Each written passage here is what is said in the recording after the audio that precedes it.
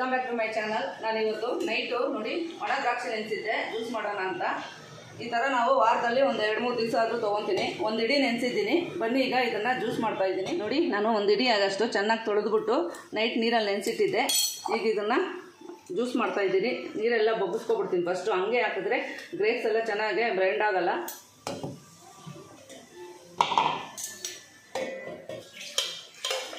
ಈ ಥರ ನಾವು ಜ್ಯೂಸ್ ತೊಗೊಳ್ಳೋದ್ರಿಂದ ಬ್ಲಡ್ ಕೌಂಟು ಆದಷ್ಟು ಬೇಗ ಜಾಸ್ತಿ ಆಗುತ್ತೆ. ಯಾರಿಗಾದರೂ ಬ್ಲಡ್ ಕಡಿಮೆ ಇರೋರಿಗೆ ತೊಗೊಳ್ಳಿ ಇದನ್ನು.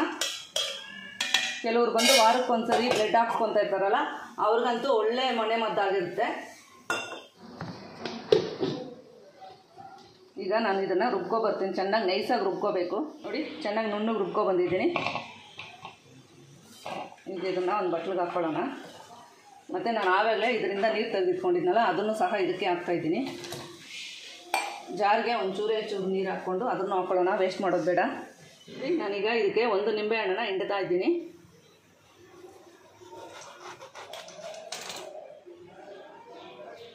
ಬೀಜ ಎಲ್ಲ ಬೇಡ, ಬೀಜ ತೆಗೆದುಬಿಡೋಣ. ಮತ್ತು ಇದು ಯಾರು ಬೇಕಾದರೂ ತೊಗೋಬೋದು. ವಯಸ್ಸಾದವರು, ದೊಡ್ಡವರು, ಚಿಕ್ಕವರು ಯಾರು ಬೇಕಾದರೂ ತೊಗೋಬೋದು, ಏನು ತೊಂದರೆ ಇಲ್ಲ. ಶುಗರ್ ಪೇಷಂಟು ತೊಗೋಬೋದು, ತೊಂದರೆ ಇಲ್ಲ. ಮತ್ತು ತೊಗೊಳ್ಳೋದ್ರಿಂದ BP ಸಹ ಕಡಿಮೆ ಆಗುತ್ತೆ.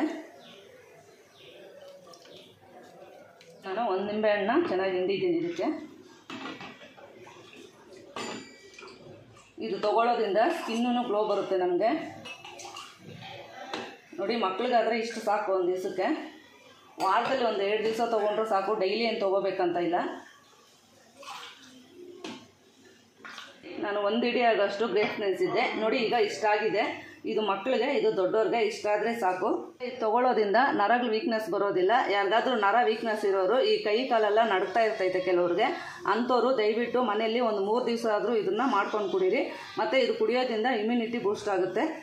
ಬನ್ನಿ ಈಗ ನಾನು ಇದನ್ನು ಕುಡಿದ್ಬಿಟ್ಟು ತಿಂಡಿಗೆ ರೆಡಿ ಮಾಡ್ಕೋಬೇಕು. ನಾನೀಗ ಇಡ್ಲಿಗೆ ಟೊಮೊಟೊ ಕುರ್ಮಾ ಮಾಡೋಣ ಅಂತ ಮಾಡ್ತಾಯಿದ್ದೀನಿ. ನಮ್ಮ ಮನೇಲಿ ಆದಷ್ಟು ಜಾಸ್ತಿ ಬೆಳಗ್ಗೆ ಹೊತ್ತು ಇಡ್ಲಿ ದೋಸೆನೇ ಟಿಫನ್ಗೆ. ಮಕ್ಕಳು ಅದನ್ನೇ ಇಷ್ಟಪಡೋದು, ನಮಗೂ ಅದೇನೇ ಇಷ್ಟ. ಅನ್ನದ ಐಟಮ್ ಎಲ್ಲ ಜಾಸ್ತಿ ಮಾಡೋಕ್ಕೆ ಹೋಗಲ್ಲ ನಾನು. ನೋಡಿ ಈಗ ಎಣ್ಣೆ ಹಾಕಿದ್ದೀನಿ. ಒಂದೇ ಒಂದು ಪಲಾವ್ ಎಲೆ ಹಾಕ್ತಾಯಿದ್ದೀನಿ, ಒಂದೇ ಒಂದು ಏಲಕ್ಕಿ, 1-2 ಚಕ್ಕೆ, ಒಂದೇ ಒಂದು ಪೀಸ್ ಲವಂಗ.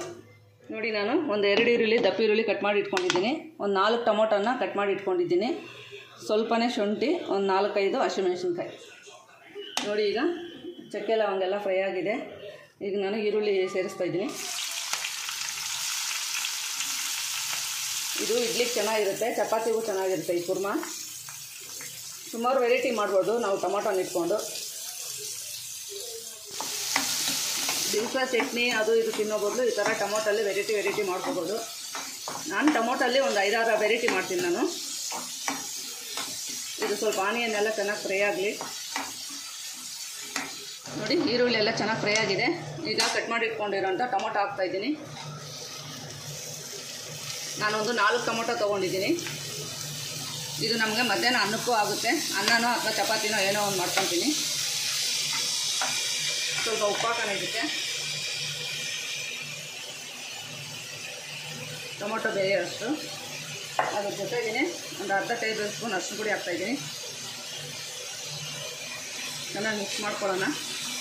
ಈಗ ಇದು ಟೊಮೊಟೊ ಫ್ರೈ ಆಗೋ ಅಷ್ಟೊತ್ತಿಗೆ ಈಗ ಒಂದು ಮಸಾಲೆ ರೆಡಿ ಮಾಡ್ಕೊಳ್ಳೋಣ. ಇದಕ್ಕೆ ಟೊಮೊಟೊ ಎಲ್ಲ ಒಂದು 5 ನಿಮಿಷ ಚೆನ್ನಾಗೆ ಬೇಯಲಿ. ಸ್ವಲ್ಪ ಎಲ್ಲ ಗೊಜ್ಜು ಥರ ಆಗಬೇಕು. ಸ್ವಲ್ಪ ನಾನು ಮುಚ್ಚಿ ಒಂದು 5 ನಿಮಿಷ ಬಿಡ್ತಾ ಇದ್ದೀನಿ.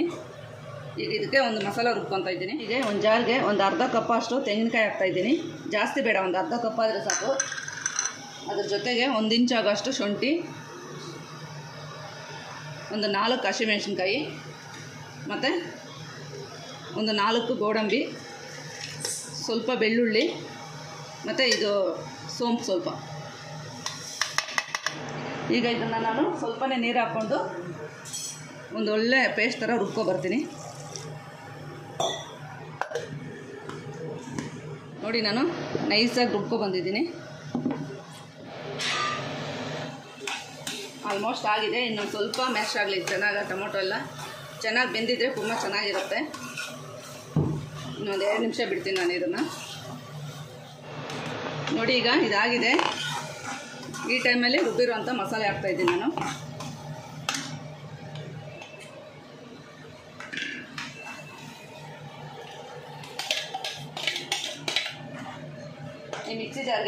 ಸ್ವಲ್ಪ ನೀರು ಹಾಕಿ ಸೇರಿಸ್ತಾ ಇದ್ದೀನಿ. ನೀರು ನೋಡ್ಕೊಂಡು ಹಾಕ್ಕೊಳ್ಳಿ, ತುಂಬ ತೆಳ್ಳಗಿರಬಾರ್ದು, ಗಟ್ಟಿಗಿರಬೇಕಿದು ಕುರ್ಮಾ. ನಾನೀಗ ಇದಕ್ಕಿಂತ ಸ್ವಲ್ಪ ನೀರು ಹಾಕ್ತಾಯಿದ್ದೀನಿ.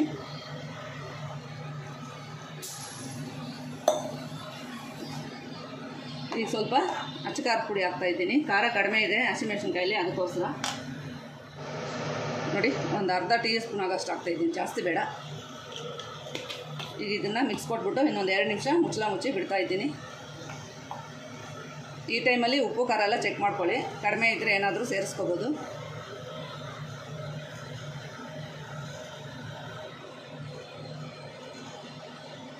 ಎಲ್ಲ ಕರೆಕ್ಟಾಗಿದೆ. ಈಗ ಇದು ಒಂದು 5 ನಿಮಿಷ ಕುದಿಯೋಕ್ಕೆ ಬಿಡ್ತಾಯಿದ್ದೀನಿ. ನೋಡಿ ಈಗ ಇದು ಚೆನ್ನಾಗಿ ಕುದೀತಾ ಇದೆ. ನಾನು ಈಗ ಇದಕ್ಕೆ ಒಂದು ಅರ್ಧ ಟೇಬಲ್ ಸ್ಪೂನಷ್ಟು ಧನಿಯಾ ಪುಡಿ ಸೇರಿಸ್ತಾ ಇದ್ದೀನಿ. ಫಸ್ಟೇ ಸೇರಿಸಿದ್ರೆ ಆ ಫ್ಲೇವರ್ ಎಲ್ಲ ಹೊರಟೋಗುತ್ತೆ, ಅದಕ್ಕೋಸ್ಕರ ನಾನು ಈಗ ಸೇರಿಸ್ತಾ ಇದ್ದೀನಿ. ಈಗ ಇದು ಇನ್ನೊಂದು ನಿಮಿಷಕ್ಕಾದರೆ ಸಾಕು, ಗ್ಯಾಸ್ ಆಫ್ ಮಾಡ್ಕೊಳ್ಳೋಣ.